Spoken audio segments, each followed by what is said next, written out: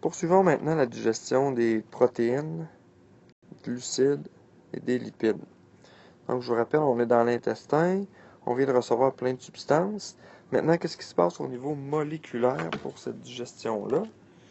On va commencer par les glucides. Donc, les glucides, en fait, ce qu'il faut se rappeler, c'est que les glucides sont formés, entre autres, un exemple concret, l'amidon, sont formés de petites molécules de glucose qui sont liées chimiquement ensemble. Et comme on a vu dans une leçon précédente, dans une petite vidéo précédente, c'est que on avait commencé la digestion des glucides dans la bouche avec l'amylase salivaire.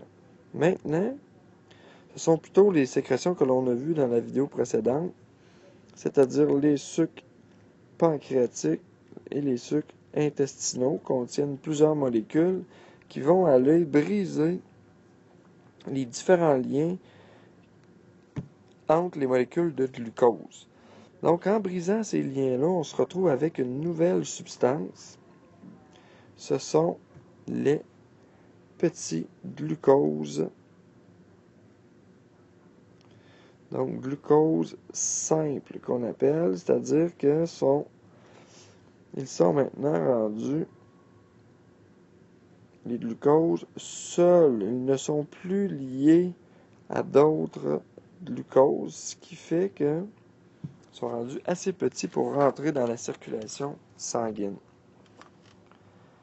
Donc, si on résume, glucides, qui sont encore sous forme, exemple de petits glucoses liés ensemble, action des différents sucres, on se retrouve avec du glucose simple qui va être absorbable par notre organisme.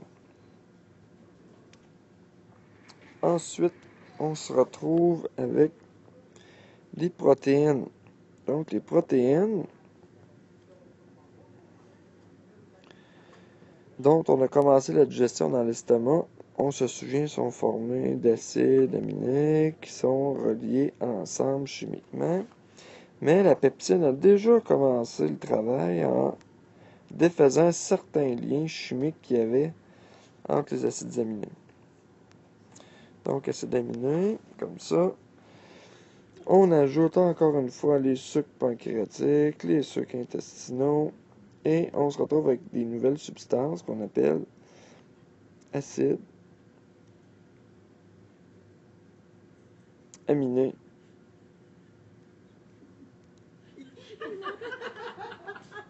Simples. Donc, c'est le même principe que tantôt.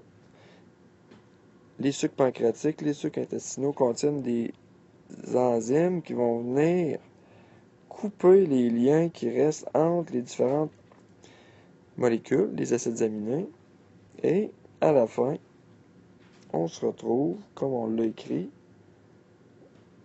excusez-moi, avec des acides aminés simples qui vont être assimilables par l'organisme, donc sont capables d'entrer dans la circulation sanguine facilement parce que les molécules sont rendues très petites.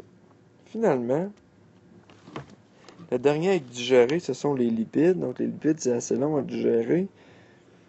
Donc les lipides, à date, on les a juste émulsionnés. Donc on se souvient que c'était plein de petites gouttelettes maintenant. Chacune de ces gouttelettes, dans le fond, contient des milliers de molécules, et même plus, qui, dans le fond, sont formées d'acides gras liés avec un glycérol. Donc, ça fait une grande chaîne comme ça. Tout est lié ensemble. Acide gras, glycérol, etc. Donc, on a des milliers de molécules comme ça.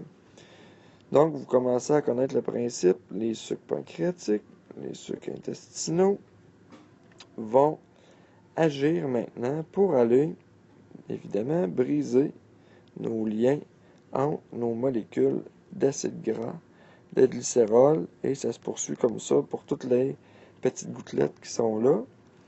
Ce qui va nous donner, en fait, un acide gras avec du glycérol.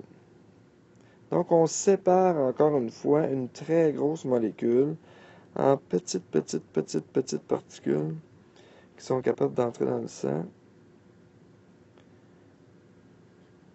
Donc, la circulation sanguine, après ça, va s'occuper d'envoyer ça partout dans votre corps. Donc, n'oubliez pas, remarquez, il n'y a aucun lien, là. Ils sont vraiment rendus libres dans l'intestin. Le sang va les prendre en charge. On va passer au travers des parois intestinales pour aller dans le sang.